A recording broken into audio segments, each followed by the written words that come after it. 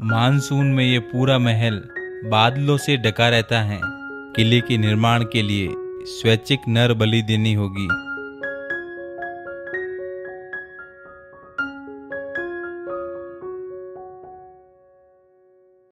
राजस्थान की अरावली पहाड़ियों में बसा कुंभलगढ़ किला भारत के समृद्ध इतिहास और स्थापत्य कला की शानदार गवाही के रूप में खड़ा है। राणा कुंभा द्वारा 15वीं शताब्दी में निर्मित ये किला राजपूत वास्तुकला की भव्यता का एक असाधारण उदाहरण है। ये किला न केवल एक ऐतिहासिक स्थल है बल्कि राजपूत वीरता और शिल्प कौशल का प्रतीक है। कुंभलगढ़ किले का निर्माण राणा कुंभा ने 1443 से 1458 के बीच में करवाया था। ये किला उदयपुर से लगभग 85 किलोमीटर की दूरी पर बना हुआ है। ये द्वार कुंभलगढ़ किले का मुख्य द्वार है। इसे रामपोल के नाम से जाना जाता है। रामपोल के राइट साइड में टिकट काउंटर है, जहां से 40 रुपये पर पर्सन पे करने के बाद ही इस किले में एंट्री मिलती है। रामपोल से कुछ कदम पहले हनुमान पोल आती है और हनुमान पोल से 1.5 किलोमीटर पहले एक और पोल आती है। इसे हल्ला पोल के नाम से जाना जाता है। ये किला सी लेवल से लगभग 1100 मीटर की ऊंचाई पर बना हुआ है और ये किला 500 ईयर से ज्यादा पुराना है। रामपोल से एंटर करने पर सबसे पहले गणेश मंदिर के दर्शन होते हैं। गणेश मंदिर के पास से ये रास्ता कुंभा महल और बादल महल की तरफ जाता है। कहा जाता है इस किले पर अनेक हमले हुए, पर आज तक इस किले को कोई नहीं जीत पाया। इसीलिए इस किले को अजय दुर्ग कहा जाता है। इस किले में महलों के अलावा अनेक टेम्पल भी बने हुए हैं।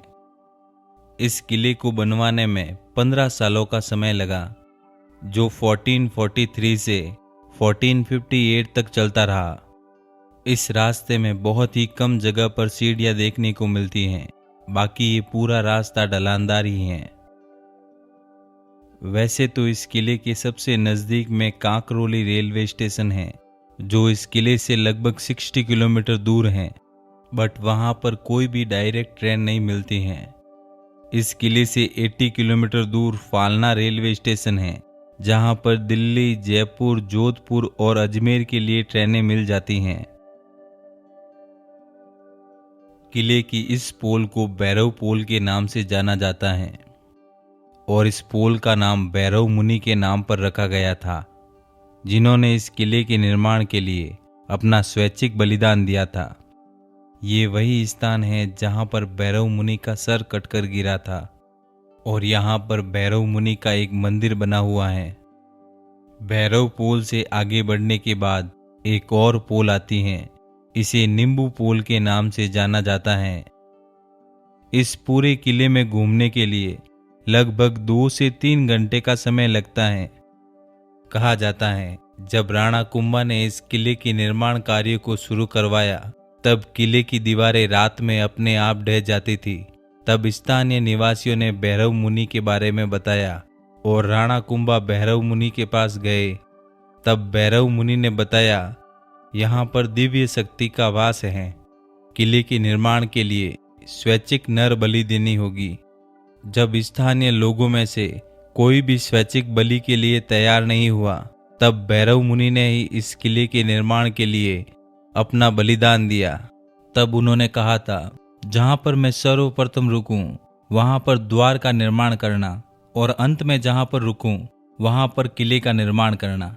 जहां पर भैरव मुनि सबसे पहले रुके थे, वहां पर भैरव पोल का निर्माण करवाया गया और भैरव पोल से कुछ कदम आगे चलने पर उनका सिर काट दिया गया। किले की इस पोल को चौगन पोल कहते हैं और चौगन पोल से एंटर करने के बाद लेफ्ट साइड में एक बिल्डिंग बनी हुई है और इस बिल्डिंग में इस किले के कैनन्स को रखा गया है और इस बिल्डिंग से ये पूरा खुला गार्डन दिखता है। चौगन पोल से सीधे आगे बढ़ने पर यह विशाल छायादार पेड़ आता है जहां पर टूरिस्ट आराम कर सकते हैं। कहा जाता है भैरव मुनि का सिर कटने के बाद भी उनका धड़ ऊपर की ओर चलता रहा, जो 700 फीट ऊपर जाकर गिरा। और जहां पर भैरव मुनि का धड़ गिरा वहां पर कटारगढ़ किले का निर्माण करवाया गया। किले की इस पोल को पांगड़ा पोल के नाम से जाना जाता है। पांगड़ा पोल से एंटर करके राइट साइड में जाने पर यह रास्ता कुंभा महल की तरफ जाता है। और कुंभा महल के रास्ते में घोड़ों को रखने के लिए बिल्डिंग बनवाई गई थी और यहाँ पर घोड़ों को रखा जाता था। और पांगड़ा पोल से लेफ्ट जाने पर यह रास्ता बादल महल की तरफ जाता है। बादल महल का निर्माण उसी जगह पर करवाया गया है जहां पर कटारगढ़ किला था। कटारगढ़ किला समय के साथ साथ खंडर में तब्दील हो गया। तब राणा फतेह सिंह ने 1885 से 1930 के बीच में बादल महल का निर्माण करवाया। और ये वही किला है जहां पर मेवाड़ के महान योद्धा महाराणा प्रताप का जन्म हुआ था। और ये है बादल महल, जो इस किले का सबसे खूबसूरत बाग है। किले में हर शाम एक लाइट और साउंड शो होता है जिसमें कुंभलगढ़ किले के समृद्ध इतिहास को एक आकर्षक दृश्य प्रारूप में दिखाया जाता है। ये है बादल महल का एंट्री गेट। और बादल महल में एंटर करने पर सबसे पहले दिखता है ये खुला प्रांगण। और इस पर्टिकुलर एरिया को जनाना महल कहते हैं और यहाँ पर शाही महिलाएं रहती थी। और ये वही जगह है जहाँ पर भैरव मुनि का धड़ गिरा था और इसीलिए यहाँ पर ये मंदिर बनाया गया है। और इस खुले प्रांगण में राजसी उत्सवों को मनाया जाता था। ये प्रांगण ऊपर से पूरा खुला हुआ है ताकि दर्शक ऊपर से भी राजसी कार्यक्रमों को देख सके।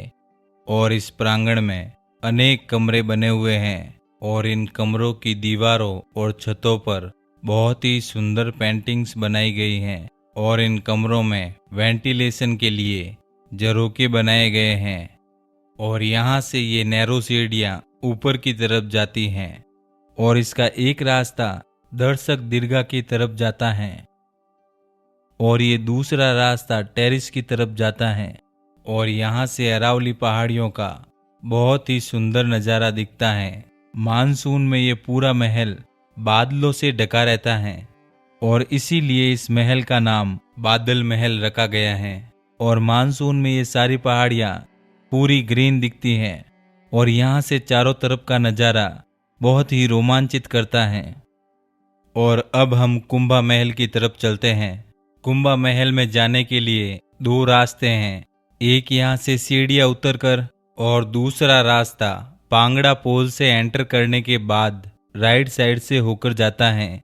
और ये है कुंभा महल और यहीं पर राणा कुंभा रहते थे और यहाँ पर ये साल बनी हुई हैं। राणा कुंभा की हत्या उन्हीं के सन उदय सिंह के द्वारा कर दी गई थी। इसीलिए उदय सिंह फर्स्ट को मेवाड़ का कलंक कहा जाता है, जिन्होंने राजगद्दी के लिए अपने ही पिता की हत्या कर दी थी। कुंभा महल भी अब खंडर में बदल गया है, जो कुंभलगढ़ किले की शान को बढ़ाता था। और अब हम चलते हैं वेदी मंदिर के अंदर। और ये मंदिर रामपोल से एंटर करने के बाद राइट साइड में आता है। और इस मंदिर का निर्माण राणा कुंभा ने यज्ञ करने के लिए 1457 में करवाया था।